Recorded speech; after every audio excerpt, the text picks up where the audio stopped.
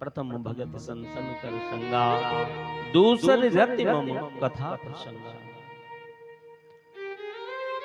प्रहलाद जी के मुख से जब उसके पिता हिरण्याकश्यप ने सुना, सुनते ही गोद से नीचे फेंक दिया। मूर्ख, तुझे किसने बताया ये नाम? ये तो मेरा दुश्मन है, ये तो मेरा शत्रु है। संडा और मर्क दोनों को बुलाया है और बुला करके उनको प्रताड़ित करने लगे और कहने लगे, ये मेरे पुत्र को किसने शिक्षा दी है?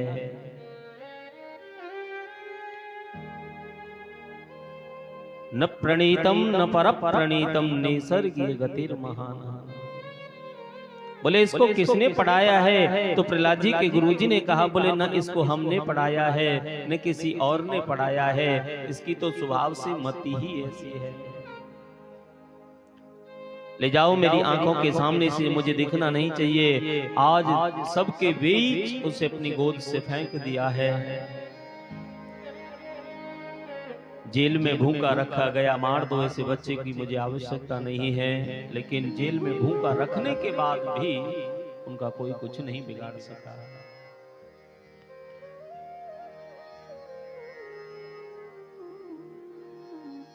और जब कुछ नहीं बिगाड़ा, प्रहलाद जी को आज ये दृढ़ विश्वास हो गया कि मेरे प्रभु नारायण की कृपा है। उसी समय फिर अग्नि में जलाने के लिए होलिका को दिया है। बहुत से मारने के उपाय किए। होलिका गोद में लेकर के बैठ गई है प्रहलाद की बुआ, और उसने चारों तरफ से आग लगवा दी अपने शरीर। उसके पास एक माया की चादर, नारायण भगवान ने बड़ी तेज हवा चलाई, दौड़ करके आई। प्रहलाद जी के शरीर से वो चादर लिपट गई और होलिका जल करके राख हो गई। कह दिया, ले जाओ इसे यहाँ से। गुरुजी के पास में फिर भेज दिया और जाकर के गुरुजी के पास में जैसे ही गए, इसको सद्बुद्धि देना, ये बहुत उदंड हो गया है। गुरुजी ने प्रहलाद जी को समझाया। सभी मित्रों ने आकर के प्रहलाद को घेर लिया। अरे प्रहलाद, तुम ये क्या करते हो? अरे तुम्हारे पिता तुमको तकलीफ देते हैं, कष्ट देते हैं, क्यों उनकी बातों में आते हो? छोड़ दो उस नारायण को। प्रहलाद जी ने कहा, चाहे प्राण चले जाएं, लेकिन मैं नारायण को नहीं छोड़ सकता हूं। मेरे प्राण चले जाएं, लेकिन भले ही मैं नारायण को नहीं छोड़ सकता हूं। आइए हमारे साथ में खेलो। प्रहलाद जी ने कहा, आपके कहने से मैं नहीं खेलूंगा, जैसे मैं खेलना चाहता हूं वैसे खेलिए। प्रहलाद जी ने किसी के हाथ में मृदंग दिया है, किसी के हाथ में मजीरा दिए हैं, किसी के हाथ में करताल दिए हैं, और प्रहलाद जी ने स्वयं मृदंग लेकर के कीर्तन प्रारंभ किया। आज साथ में मित्र भी हैं प्रहलाद जी के उनके, और जैसे ही कीर्तन प्रारंभ करने लगे हैं और कीर्तन विद्यालय के अंदर होने लगा, चारों तरफ हलचल मचने लगा। उस नारायण नाम को उच्चारण करते ही सबने सुना। बोले, ये कौन कीर्तन कर रहा है? गुरुजी के सेवक आए हैं, आकर के प्रहलाद जी को छूने का प्रयास किया, लेकिन जैसे ही छुआ, छूते ही करंट सा भक्ति का भाव चढ़ा उनको भी।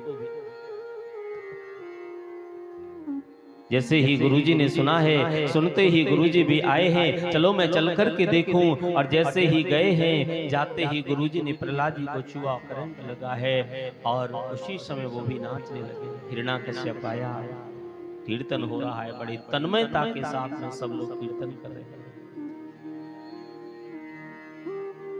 हिरण्याकश्यप ने सुना है, सुनते ही तुरंत कह दिया, अरे ये आवाज कहां से आ रही? ये तो मेरे विद्यालय से आ रही। इतनी जोर जोर से कीर्तन कौन कर रहा है? और इतनी सुंदर ध्वनि में कीर्तन कौन कर रहा है?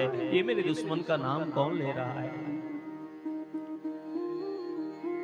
श्रीमन नारायण नारायण नारायण, ओ श्रीमन नारायण नारायण नारायण, श्रीमन नारायण नारायण नारायण, श्रीमन नारायण नारायण नारायण, बद्री नारायण नारायण नारायण, ओ बद्री नारायण नारायण नारायण। लक्ष्मी नारायण नारायण नारायण। ओ लक्ष्मी नारायण नारायण नारायण। श्रीमन्नारायण नारायण नारायण। ओ श्रीमन्नारायण नारायण नारायण। आज उस विद्यालय की ये स्थिति है कि लोग गए तो अपने अपने बच्चों को भेजा गंधर्व शिक्षा सीखने के लिए, और वहां देखा तो सब नारायण के नाम की ध्वनि में नाच रहे हैं। हिरण्याकश्यप ने जाकर के देखा कि यहाँ तो गुरुजी भी नाच रहे, सेवक भी नाच रहे हैं, और हिरण्याकश्यप ने जाकर के वो नजारा देखा, देखते ही पागल हो गया। वो इतनी तेजी से कीर्तन हो रहा है। हरि बोल।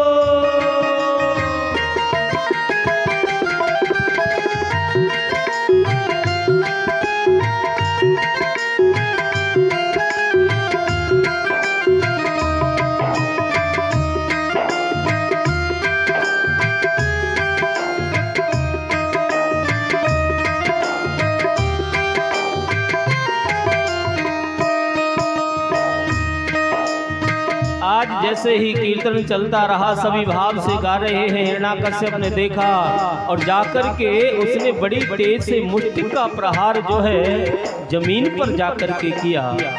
उसने प्रहलाद जी को छुआ नहीं है, और जो कीर्तन चल रहा है जैसे ही मुष्टि का प्रहार किया, बड़ी तेज से आवाज हुई। जैसे ही आवाज हुई तो तुरंत कीर्तन बंद हो गया। बोलिए नारायण भगवान की जय। हिरण्याकश्यप आया, आकर के प्रहलाद जी को पकड़ लिया है। हे दुर्विनीत मंदात्मन कुल भेद कराधमः। अरे मेरे कुल का भेदन करने वाले दुर्विनीत, अब मैं तुझे जीवित नहीं छोड़ूंगा, और तुझसे तो पीछे बात करूंगा। पहले तू ये बता नारायण कहाँ है। गुरुजी मेरा नारायण इस खम्मे के अंदर भी है, पिताजी मेरा नारायण इस खम्मे के अंदर भी है, सबको बता दिया। हिरण्याकश्यप ने पूछा कि ये बता तेरा नारायण कहाँ है। तो प्रहलाद जी ने पूछा पिताजी मेरा नारायण कहाँ नहीं है। न केवलम में भवतस्य राजनम सबम बले बले नाम च परेशान। देश काल विदिशहु माही, चारों तरफ मेरा गोविंद है। हिरण्याकश्यप ने तलवार लेकर के उस खम्भे पर जैसे ही प्रहार किया है, क्रोध में आंखें लाल करके, और जैसे ही क्रोध में आंखें लाल करके उस खम्भे पर प्रहार किया, और उसमें से अट्टहास शब्द करते हुए आज जो है वो नरसिंह भगवान प्रकट हो गए। बोलिए नरसिंह भगवान की जय।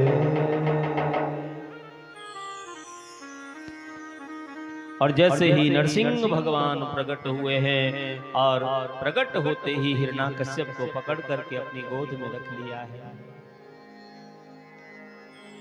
सत्यम विधातु निजवृत्य भासतम व्याप्तम च भूतेषु खिलेषु चात्मनः। और कहा हिरण्याकश्यप अब हम तुम्हें मारेंगे। बोले आपकी तो चलती क्या है, मुझे कोई नहीं मार सकता है। मैंने वरदान मांगे हैं ब्रह्मा जी से। क्या मांगा? बोले मैंने वरदान मांगे हैं, मैं दिन में मरूं न रात में। बोले देख ना ये दिन है न रात है, शाम का समय। फिर भी आप मुझे नहीं मार सकते हैं। मैंने ये भी वरदान मांगा है कि मैं घर में मरूं न घर से बाहर मरूं। देख बोले ना ये घर है न घर से बाहर। घर की देहली पर मैंने तुझे डाल रखा है, फिर भी आप मुझे नहीं मार सकते। मैंने ये भी वरदान मांगा था कि मैं अस्त्र से मरूं न शस्त्र से मरूं। देख मेरे हाथ में अस्त्र है न शस्त्र है, बड़े बड़े नाखूनों से मैं तेरे पेट को चीर दूंगा। बहुत सुंदर। देखिए यहाँ ये कथा आदि पुराण में भी आती है। नरसिंह भगवान जैसा कोई जज नहीं हुआ, हिरण्याकश्यप जैसा कोई वकील नहीं हुआ। जो भी लेकर के सामने रखता है उसका समाधान कर देते हैं।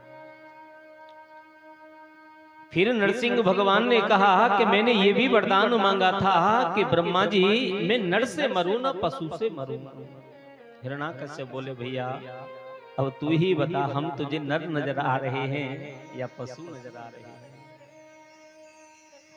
ऊपर की ओर देखता है तो पशु जैसे दिखते हैं, नीचे की ओर देखता है तो एक मनुष्य जैसा शरीर है। आज भक्त की आकांक्षा को पूर्ण करने के लिए भगवान वो स्वरूप लेकर के आए हैं, नर सिंह। बड़ा सुंदर भाव।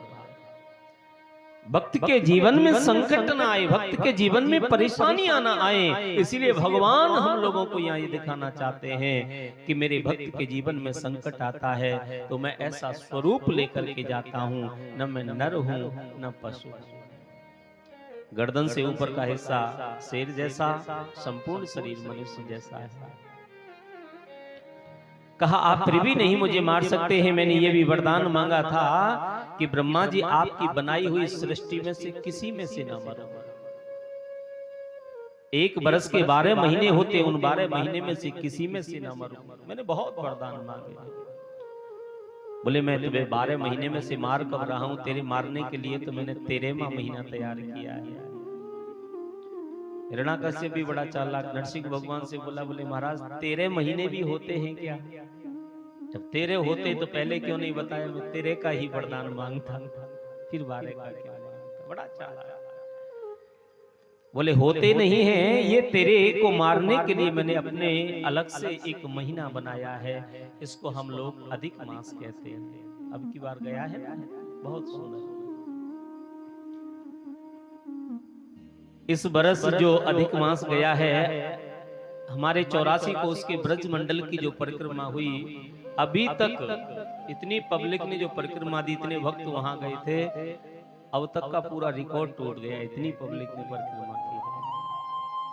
भक्ति करनी चाहिए उस महीने में। और मैंने ये भी वरदान मांगा था कि मैं सृष्टि में नारायण की बनाई हुई किसी भी चीज से न मरूं। ब्रह्मा जी से वरदान मांगा। नारायण भगवान ने कहा उसने हमको नहीं बनाया, हमने उसको बनाया है। कौन है आप? मेरा नाम नारायण है। नारायण सुनते ही एक बार तो हिरण्याकश्यप की गोद से उछलने लगा। हिरण्याकश्यप, अब मैं तुम्हें नहीं छोड़ूंगा नारायण, अब मैं तुम्हें मार दूंगा। पकड़ करके जंघाओं पर डाल लिया, अपने बड़े बड़े नाखूनों से उसके पेट को चीरना प्रारंभ किया और पेट को चीर करके उसने उनकी अंत्येष्टियां निकाल करके गले में धारण कर ली। बोलिए नरसिंह भगवान की जय, प्रहलाद जी महाराज की जय, देव हरि मैया की जय, जय जय श्री राधे श्याम। और जैसे ही गले में अंत्येष्टियां धारण की तो यहाँ ऋषियों ने प्रश्न किया, महाराज ये तो बड़ा दुष्ट था। भगवान ने हिरण्याकश्यप की आंतें निकाल करके माला बना करके अपने गले में धारण कर ली। ऋषियों ने प्रश्न किया, महाराज ये तो बहुत पापी था, इसकी भगवान ने आंतों को निकाल करके गले में धारण क्यों की, माला क्यों बनाई? यहाँ भगवान ये बताना चाहते हैं। सुखदेव जी ने उत्तर दिया, बोले चाहिए कितना भी बड़ा पापी क्यों नहीं था, इसने कितना भी गलत कार्य क्यों नहीं किया, लेकिन इसने एक मेरे भक्त प्रहलाद को जन्म दिया है। मेरे एक भक्त प्रहलाद को जन्म इसने दिया है। ऐसा पिता चाहे कैसा भी उदंडता का कार्य क्यों न करे, लेकिन वो पिता मेरे सर पर धारण करने के योग्य होता है। इसलिए आंतें निकाली भगवान। प्रहलाद जी ने जैसे ही देखा पिता के शरीर पूर्ण होने के बाद में से प्रहलाद जी के फिर भी नरसिंह भगवान का क्रोध शांत नहीं हुआ। चारों तरफ गलियों में घूमने लगे, क्रोध आ गया, फिर भी शांत नहीं है। सब सामने आए, गणेश जी सामने आए, ब्रह्मा जी सामने आए, यहाँ तक कि लक्ष्मी भी सामने आए। आरती की थाली लेकर के लक्ष्मी जी आई, बताया नारायण भगवान बहुत क्रोधित हो रहे हैं, चलो शायद आपके जाने से वो शांत हो जाए। और कभी कभी ऐसा होता है, व्यक्ति कितना भी क्रोध में क्यों न हो और हाई कमान सामने आ जाए तो पूरा टेम्परेचर डाउन। नरसिंह भगवान के सामने लक्ष्मी जी आई, थाली लेकर के आई आरती की। अरे वो तो क्रोध करते ही नहीं, उनका तो नाम ही यही है, शांताकारम भुजगशयनम पद्मनाभम सुरेशम। वो तो शांत रहते हैं। सेवकों ने कहा, बोले आज चल करके तो देखो कितने शांत हैं। विकराल काला काला जटाएं हैं, लाल लाल आंखें, बड़े बड़े दांत, बड़े बड़े नाखून। देखा टहास शब्द करते हुए लक्ष्मी जी थाली लेकर के आरती की आई, और नरसिंह भगवान ने जैसे ही हुंकार भरी है, हूं शब्द जैसे ही बोला,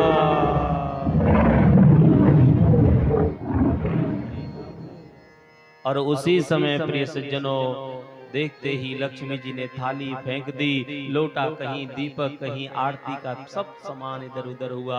दौड़ करके गई, ये नारायण नहीं है, ये तो कोई और है। अच्छा, ये सब लक्ष्मी जी को क्यों लेकर के आया गया?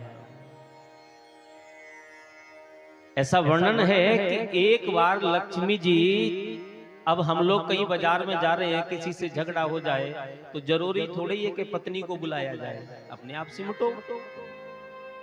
अब लक्ष्मी जी को यहाँ बुलाने का मूल जो तात्पर्य था, पूज्य सद्गुरुदेव भगवान कहते हैं, इसीलिए नरसिंह भगवान के दर्शन कराए।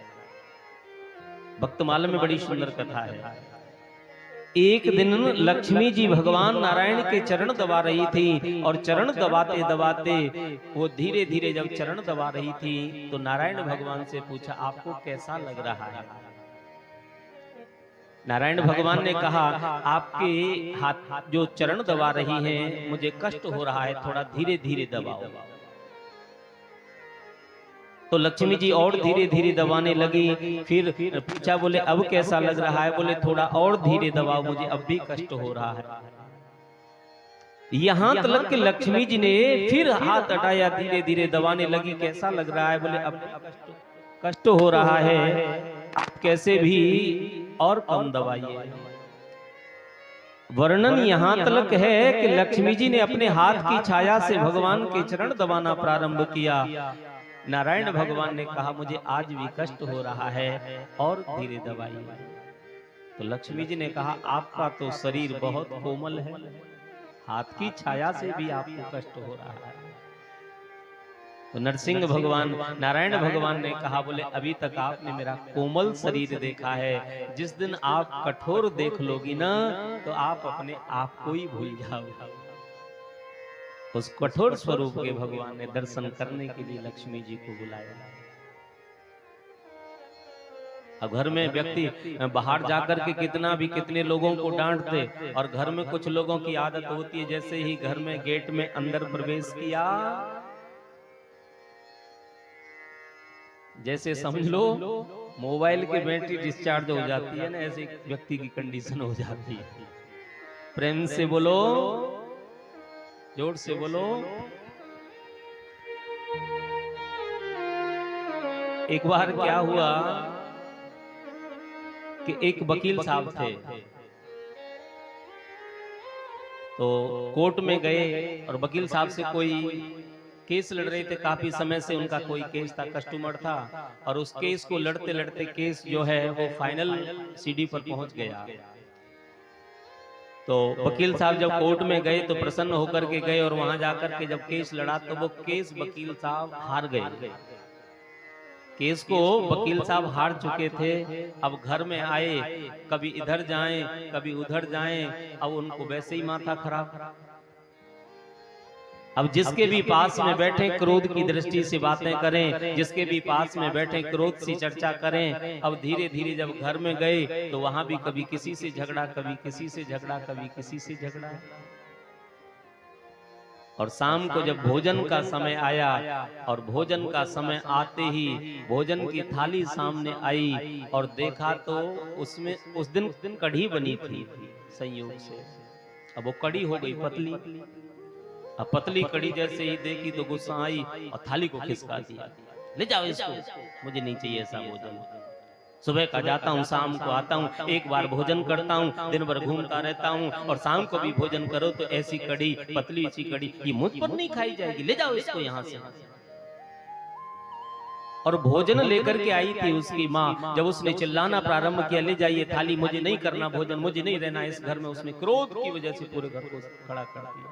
माँ सामने खड़ी खड़ी सुन रही, भोजन की थाली लेकर के आई। माँ ने हाथ जोड़ करके कहा, बोले बेटा ये कढ़ी मैंने नहीं बनाई है, पतली है तो कोई बात नहीं, ये कढ़ी मैंने नहीं बनाई है, भोजन मैंने नहीं बनाया है, तो किसने बनाया है? बोले तेरी पत्नी ने बनाया है। श्रीमान जी ने तुरंत थाल खिसका लिया, बोले माँ पतली जरूर है लेकिन टेस्टी बहुत है। तो कुछ लोग ऐसे भी होते हैं। प्रेम से बोलो राधे। फिर भी क्रोध शांत नहीं हुआ। प्रहलाद जी के नरसिंह भगवान का प्रहलाद जी को सामने लाया गया। प्रहलाद प्रेस यामा सह ब्रह्मास्ति मंतिके है। और प्रहलाद जी को सामने लाया। प्रहलाद जी को जीभ निकाल करके भगवान चाटने लगे, गोद में बैठाया। और गोद में बैठाने के बाद में हिरण्याकश्यप ने जब मृत्यु के उपरांत प्रहलाद जी का सुंदर स्वागत भगवान ने किया, गोद में बिठाया और पूछा, प्रहलाद तुमको कैसा लग रहा है? प्रहलाद जी ने कहा, प्रभु मुझे बहुत आनंद आ रहा है। तो नरसिंह भगवान ने कहा, प्रहलाद मांगो तुम्हें क्या चाहिए? तो प्रहलाद जी ने कहा, प्रभु बस मुझे एक वरदान दे दो। क्या मांगा? वैसे भगवान से कभी कुछ मांगना नहीं चाहिए, और प्रहलाद जी ने जो मांगा वो गलत भी नहीं है। भगवान से मांगना सबसे बड़ा गुनाह है। हे प्रभु मैं मांगू तुम, हे प्रभु मैं मांगू तो वर देना मुझे कुछ। हे प्रभु मैं मांगू तुमसे कुछ तो वरना न देना मुझे कुछ, वरना भक्त नहीं मजदूर कहलाऊंगा। प्रहलाद जी ने जो भगवान से वरदान मांगा वो सबसे पहला वरदान ये मांगा, प्रभु देना चाहते हो तो बस एक ही वरदान दे दो। मेरे पिता ने तुम्हारे नाम से दूर करने के लिए, तुमसे दूर करने के लिए बहुत से उपाय किए हैं। आप क्रोध में आकर के मेरे पिता की दुर्गति मत कर देना, मेरे पिता को नरक में मत भेज देना। क्या सुंदर वरदान मांगा, मेरे पिता को नरक में मत भेज देना। नरसिंह भगवान ने कहा, प्रहलाद तुम भी क्या बात करते हो? अरे आप जैसा भक्त जिस कुल में पैदा हो जाता है उसकी 21 पीढ़ियां कर जाती हैं। पिता पूतः त्रिसप्त भी, ऐसा वर्णन है भागवत में। जिस घर में कोई भक्त पैदा हो जाता है उसकी 21 पीढ़ियां तर जाती हैं। अच्छा, एक यहाँ बहुत समझने की बात, साथ ही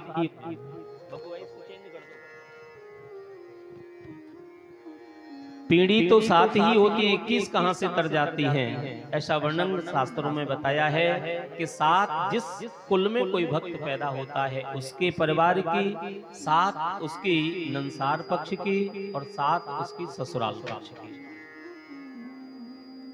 एक शरीर हमारा यदि जब उदय होता है तो 3 वंशों को लेकर के होता है। पिता पूतः त्रिसप्त भी। प्रहलाद जी से कहा, प्रहलाद तुम भी मुझसे कुछ मांगो। तो प्रहलाद जी से जब मांगने के लिए कहा, प्रहलाद ने कहा, प्रभु ये भक्ति तुम्हारी हमेशा मेरे जीवन में बनी रहे, और कुछ नहीं चाहिए।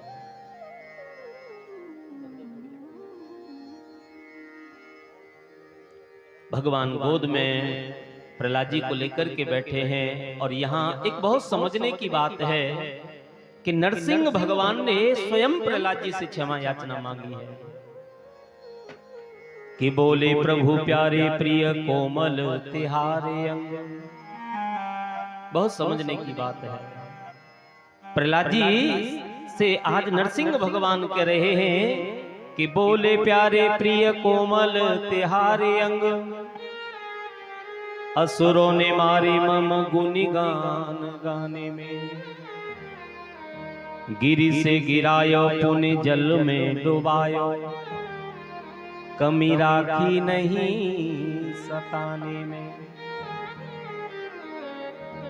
उर से लगायो लिपटायो बुने बार बार, करुणा स्वरूप बने करुणा दिखाने में, और मंजुल मुखार बिंद चूमे चूमे बोले प्रभु। क्या सुंदर कवि ने लिखा है। प्रहलाद जी को अपनी गोद में बिठा करके भगवान उसका चुम्बन करते जा रहे हैं और प्रहलाद जी से कह रहे हैं, मंजुल मुखार बिंद चूम चूम बोले प्रभु, क्षमा करो पुत्र मोहे देर भई आने में, क्षमा करो पुत्र मोहे देर भई आने में। प्रहलाद मुझे क्षमा कर देना, मुझे आने में देर हो गई। आपके पिता ने तुम्हें बहुत कष्ट दिया था, लेकिन मेरे आने में देर हो गई, उस कष्ट के लिए मैं आपसे क्षमा चाहता हूँ। एक भक्त भगवान से क्षमा याचना मांग रहा है। बारे भारत के ठाकुर तूने भक्तों के लिए क्या क्या न किया, राधा के पिया श्यामा के पिया। जीवन में याद रखो, यदि प्रिय सज्जनों हमें नारायण पर भरोसा है, प्रभु की भक्ति पर भरोसा है, यदि हमारे जीवन में हमें प्रभु पर दृढ़ता है, तो आपके जीवन में कभी कोई कुछ नहीं बिगाड़ सकता है। और यदि तुम्हें विश्वास ही नहीं होगा, भक्ति कहीं भी करो, भक्ति करने से पहले उसमें सबसे पहला जो आपका चैप्टर है वो ये है कि विश्वास करो, विश्वासो फलदायक। और जिसने भक्ति की होगी आज भी उसका रंग जिसके जीवन में चढ़ा होगा प्यारे भक्तों, वो आज भी आनंद की अनुभूति कर सकता है। वो ठाकुर आज भी है। अभी आपको मैं 15-20 दिन पहले की सच्ची घटना बता रहा हूं अपने जीवन की। वृंदावन में रंग जी के मंदिर के पास में एक सिंहपुर हनुमान जी का मंदिर है, बहुत सिद्ध हनुमान जी हैं। और वहां शनिवार के दिन बहुत सुंदर दर्शन होते हैं और अच्छे हनुमान जी की प्रतिष्ठा है, सब लोग बहुत मानते हैं, बहुत सिद्ध हनुमान जी हैं। तो वहां एक माता जी थी मेरे साथ में, वो भी दर्शन करने के लिए लेकर के गया। पहले सिंहपुर हनुमान जी दर्शन कराए वहां से, उसके बाद में निधिवन लेकर के गया, उसके बाद में सेवा कुंज लेकर के गया। तो मैं आपको सच्ची घटना अपने अभी 10-15 दिन पहले की बता रहा हूं। अब वो माता जी जो हमारे साथ में थी, तो उन्होंने कहा कि ब्यास जी मुझे कुछ खुले पैसे दे दो, मुझे यहाँ चढ़ाना है हर मंदिर में। और संयोग की बात यह थी कि उस दिन मेरे पर भी खुले पैसे नहीं थे, मैं आपको सत्य बताऊं। अभी 10 दिन पहले की बात है, ज्यादा नहीं। और वो माता जी मुझसे जिस मंदिर में जाएं उसी मंदिर में जाकर के ये कहें कि ब्यास जी मुझे खुले पैसे दे दो, मुझे कुछ मंदिर में चढ़ाना है। अब मैंने कहा मेरे पास पैसे तो नहीं है खुले। मैंने कोई बात नहीं माता जी, आप बिहारी जी के मंदिर में जाकर के एक साथ में चढ़ा देना, सबको प्रदान हो जाएगा। फिर दूसरे मंदिर में जाएं, ब्यास जी खुले पैसे दे दो, मैं आपको दे दूंगी। फिर दूसरे में जाएं तो फिर खुले पैसे दे दो, और पैसे मेरे पास में थी नहीं। अब मैं भी सोच रहा है भगवान अब कैसे माता जी से छुटकारा मिले। और बिहार वहां पे मैं जैसे ही आपको सत्य बता रहा हूं, एक राधा दामोदर जी का मंदिर है, और उस मंदिर में मैं उनको दर्शन कराने के लिए लेकर के गया। और जैसे ही मंदिर की देहरी पर मैंने पहला पैर रखा, और जैसे ही दूसरा पैर रखने के लिए मैं आगे की ओर बढ़ा, तो मंदिर की चौखट के पास में जहां से हजारों श्रद्धालु गुजर के जा रहे थे, मंदिर की चौखट के नीचे वहीं पास में बिल्कुल फर्श पर मुझे और 20 रुपए प्राप्त हुए, अभी की बात है। और वो उठा करके मैंने तुरंत उन्हीं माता जी को दे दिया। मैंने कि लो आप चढ़ा लो। उनको बड़ा आनंद आया, प्रसन्न हो गई। ये जीवन में आप विश्वास करके देखो, यदि तुमने भक्ति की होगी विश्वास के साथ में, तो ठाकुर आज भी कण कण में रहता है। वृंदावनम परित्यज्य मामेकम शरणम व्रज। और भक्ति नहीं की होगी, आज भी वो ठाकुर तुम्हें नजर नहीं आ सकता। प्रेम नाल मुझको कोई बुलाता नहीं, फिर कहते हैं मुरली वाला आता। एक हमारे उर्दू के बहुत अच्छे शायर हुए, उन्होंने बड़ी सुंदर बात कही है, यदि भगवान की भक्ति तुम्हारे जीवन में है तो दृढ़ता के साथ में होनी चाहिए। प्रेम से बोलो राधे। वो बड़ी सुंदर बात कहते हैं, हर आरजू हमेशा अधूरी नहीं होती, हर आरजू हमेशा अधूरी नहीं होती, भक्त और भगवान के बीच में दूरी नहीं होती। हर आरजू हमेशा अधूरी नहीं होती, भक्त और भगवान के बीच में दूरी नहीं होती। मिल जाए जिसे मेरे श्याम का प्यार, उसे फिर किसी के प्यार की जरूरत नहीं होती, उसे फिर किसी के प्यार की जरूरत नहीं होती। और भगवान नाम तुम्हारे जीवन में नहीं होगा तो हमारे ब्रज के संतों ने एक बड़ा सुंदर भजन गाया है, ना राम नाम लीनो तेने भरी जवानी। बड़ा सुंदर भाव लिखा है, आइए उसे गुनगुनाइए, उसके बाद आगे की कथा में हम लोग प्रवेश करते हैं। हो ना राम